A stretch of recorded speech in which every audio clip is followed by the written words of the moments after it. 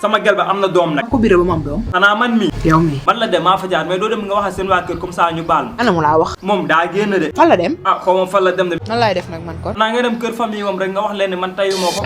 yaa ngi dégg sa bopp yow. ngir yàlla doo dem rek nga wax leen tayu moo ko. danaa def loolu man. après di nga ci am intérêt de. ban intérêt laa ci am man. intérêt bi surprise la. kii wér na. damaa dof de xanaa yow dangaa ragal a dem fee ne. man sañu ma ko. pourtant yow daan nga def yu gën a pire yii de. est-ce que bëgg nga ma. bëgg naa la kay d'ailleurs sax am na leneen lu ma la bëgg a waxaat tamit. da nga koy wax gaaw ñu jóge fi. ki ma gisoon nga taxawal barki démb kan la. sama ex far la woon. baa du dalay xool ba léegi. xoolatuma sax. famille wam nag ñu ngi lay lijjanti wala. lijjanteetuma ñëpp ma bàyyi. waaw waxuma la sunu bëtër ana sagar. sagar daf ma mere di. yow mbaaru ñëpp la bàyyi. kër gi ñëpp ma bàyyi di. sagar moomu sax am na lu ma waxoon waaye nee na bu ma la ko wax. man moo tax mu ne doom ko wax. damal nga laaj ko ko. yow ko xam nga dinaa ko laaj. mais dégg naa fan yi sa biir bi day daw rek nga fan loolu yoon la. parce que liggéeyuñ ma. kon de liggéey bi du am solution. ndax lu amul solution mu amul moom. waaye yow say kaa amul solution. lii nag war na am solution boo xam ne buñ ko defee lépp dina bàyyi. benn solution mooy am mooy kii nga doon liggéey ba liggéey bi far këpp ci yow nga dem ci kooku nga baalu nga àkk mu baal la. kooku bu ma ko baalu sax du ma baal parce que dafa bor bëgguma. tey ngaa dem baalu aliment rek. Alima gënumaa nekk mbër. aliment sëriñam daa baax de. dinaa ci xam dara. ah fàtte naa sax yow criminel la. kon yaa ngi gën a nekk criminel. léegi damay wax nga ma koy delloo. dama sonn ci wax ji. xanaa xamuma rey naa 10 personnes te yow yaa nar a nekk 11e bi. sama yoon nekku ci.